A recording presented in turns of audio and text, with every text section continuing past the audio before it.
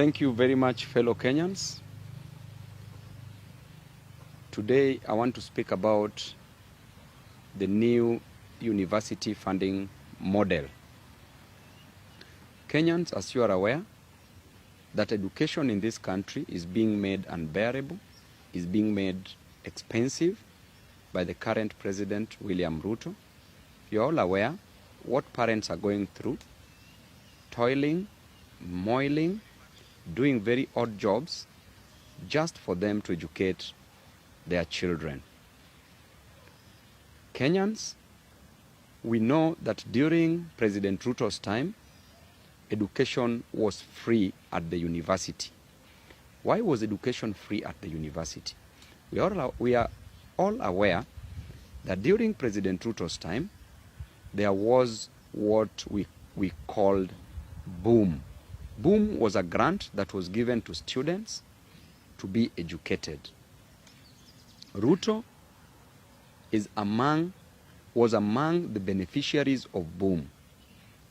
He was funded for free, got education for free at the university level. And therefore, I don't understand why university education cannot be free. I don't understand why we must tax heavily the parents, children who are coming from very poor backgrounds, children who are going to drop out of university because of lack of fees. The current funding model is doing more harm to the poor parents, to the needy students who are supposed to join various universities. We know and we are aware, and we've been told severally by President Ruto, that he used to sell chicken to raise school fees at the high school level and primary school level. He told us that he sold eggs to be educated. Why is President Ruto being inhuman? Why is President Ruto hurting Kenyans? Why is President Ruto punishing students? Why is President Ruto ensuring that Kenyans are not getting education, and also, for that matter, quality education? Ruto is today a president of the Republic of Kenya because of education. Were it not for education, he would have never come to Nairobi. Were it not for education, he would have never been a president. Were it not for education, he would have never also messed us up as a nation. So therefore, education has played an important role in Ruto's life. Why is Ruto killing education system in our country? As Babu Owino, I know the importance of education. I will do anything so that a child in this country gets education. So that a child that comes from Nyanza region, a child that comes from Mount Kenya region, a child that comes from Rift Valley region, a child that comes from Coast, Northeastern, Nairobi, a child that comes from Eastern gets education. And therefore, I will mobilize students across this nation, and I want to also speak to the student leaders just briefly. I want President Ruto to suspend and to scrap off, not even suspend, to scrap off this new funding model. As Babu Owino, knowing very well the importance of education, and it is because of education, that is why I am where I am.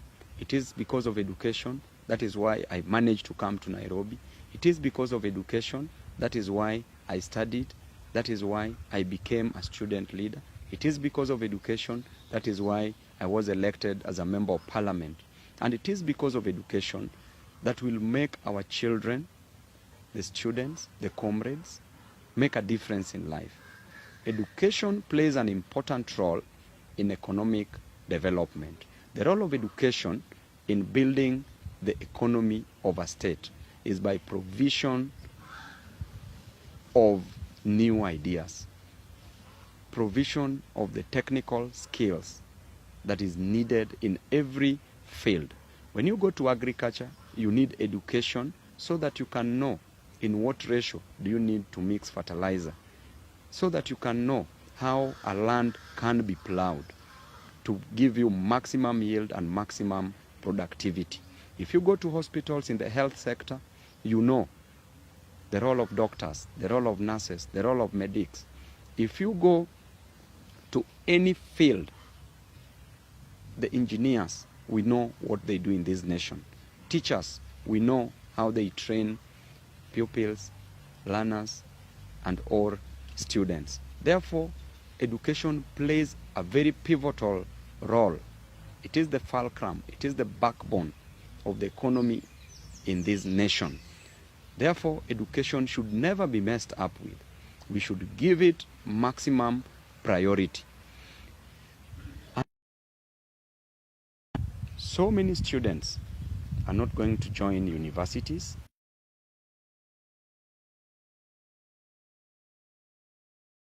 Money. This new funding model, we've seen the way it is working, and it is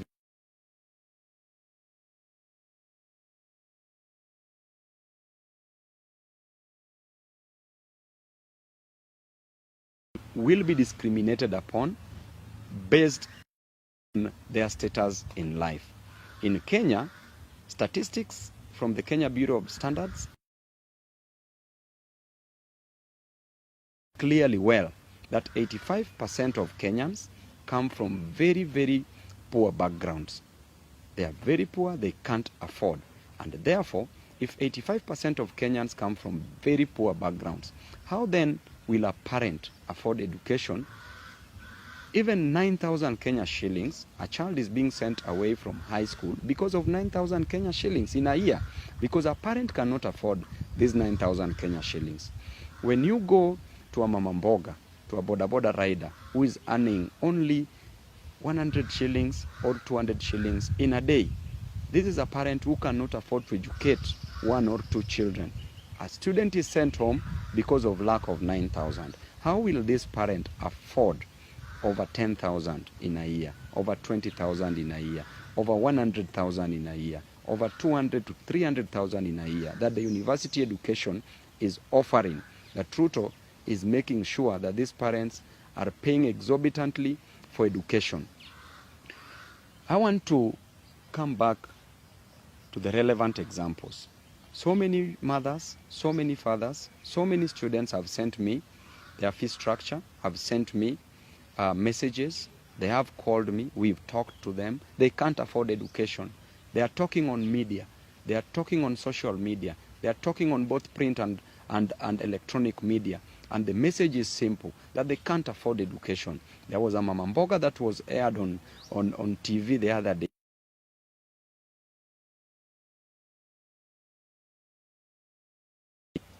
How did you get to know as a president that this mama mboga can afford over 200,000 in terms of fee? How did you know that a boda boda rider can afford over 50,000 as school fees? Ain't this a way of killing education in this nation? We probably know that you are punishing these students. Mr. Ruto, stop punishing these students. We are only asking for one thing, that you rescind any decision, you scrap off this new funding model. We know that it is these university students who are demonstrating together with other Kenyans, and you've come out, you want to punish them so that they don't get education. It is only this education that will make a difference in their lives. Therefore, give them this education. I'm calling upon all student leaders. I'm aware that at 2 p.m., President Ruto is meeting student leaders from various universities with the aim of bribing them so that they don't go on the streets to demonstrate against this new funding model. Universities should not be opened anytime soon until this new university funding model is scrapped off, because it is not working. Everybody in Kenya is poor. Over 85% of Kenyans are poor according to statistics. And therefore, you can't opt to say that they can afford fees so that you put them in different bands. So the band 5, the band 4s, any student that is going to be put in that band and they are poor, they can't afford that education. Therefore, any person that can afford education is not learning in Kenya. They are learning abroad. Their parents have made sure that they are getting access to education outside this country. Any person who is in a Kenyan public university or private university comes from a very humble background, comes from a very needy background. And therefore, the meeting that we are going to do at 2 p.m., I call upon the student leaders.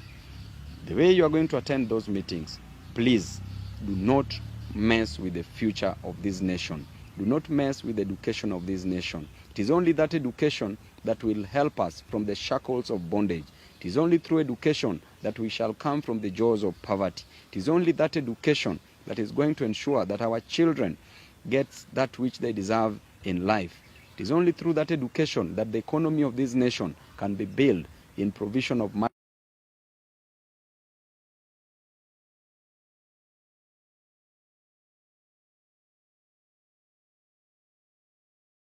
bargained on. There should be no agreement between you and President Ruto on matters education if it is not about scrapping off the new funding model. Ruto did say that those who are put in band 1 will pay less fees. If 9,000, if parents can't afford 9,000 at the high school level, how then will they afford over 50,000, 100,000, 200,000 at the university level? And therefore, President Ruto, let's go back to the old funding model where there was HELB, Higher Education Loans Board, where a student having passed examination was being called to the university. They were being given help. They get educated. Then after that, they were paying for these loans after their education. Let us not mess the over 200,000 students, over 100,000 students who are not capable of joining universities. And for those who are going to join, they are going to drop out because in one way or the other, they are not going to afford this fee moving forward. Student leaders, it is my prayer to you, together with the students. I know universities are coming back in September. There are those who are joining now, this week, next week, for the first years. I urge you all to hold peaceful demonstrations in all universities in Kenya, both public and private, and also in colleges. Please hold peaceful demonstrations. Let it not be once, let it not be twice, let it be almost on a daily basis so that this new funding model will be scrapped off. We've given sufficient time to President Ruto to rescind this decision, but he has refused. He's busy calling student leaders in State House to bribe them. Refuse this, reject this in totality, occupy the streets, come out in large numbers, fight for your own rights, fight for your own life. And I believe that you are going to achieve it. If we made it in the finance bill, if we made sure that the finance bill wasn't signed by Ruto, we can make sure that this university funding model is scrapped off. So comrades, I'm with you in this war. We shall fight together. We shall win this. Ruto is only one person with a few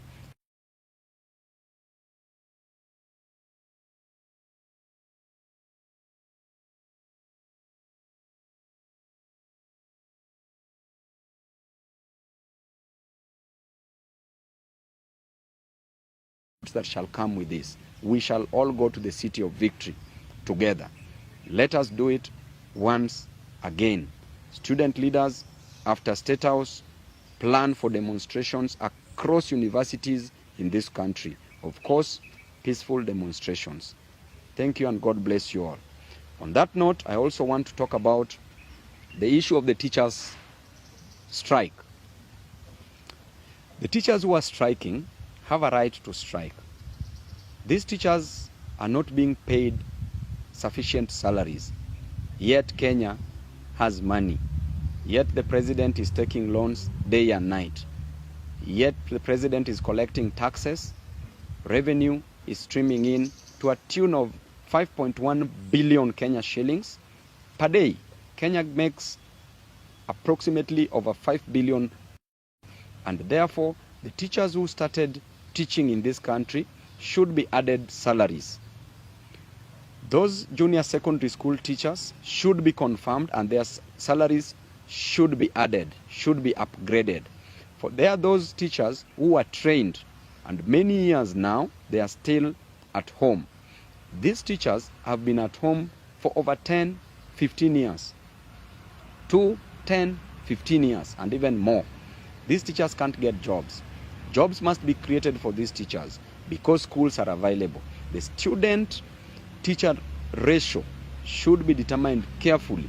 There should be at least 1 to 40 students, or even reduced to one teacher to 30 students per class. And therefore we should build more infrastructure in terms of classrooms, and therefore we should employ more teachers. Those are the things that the president should concentrate on. I've always said that there are 3 types of brains. The first type of brain is a brain that thinks for itself and makes very wise decisions. That brain is called an extremely intelligent brain. Number 2, there's a brain that is thoughtful. It never thinks for itself, but is thoughtful. And that brain, the moment it is thoughtful, makes proper decisions and delivers acts. That brain is called an intelligent brain. Intelligent brain. And then the third type of a brain is a brain that is never thoughtful, neither does it make any decision. It is never thoughtful, and it does not think for itself. That brain is called a worthless brain. President Ruto, among these 3 types of brains, where do you belong? Choose for yourself. You either think for yourself or allow yourself to be thoughtful and act. So, when it comes to teachers, provide employment for teachers, increase their salaries. To the lecturers in universities, increase their salaries. Employ more lecturers so that the student-lecturer ratio is also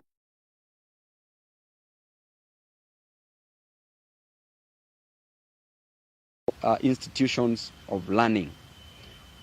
So, on that note, comrades, let there be comrades' power. The comrades' power must never sleep. The comrades' power that I know of is a comrades' power that will fight for its own rights. Student leaders, you will be judged by what you do.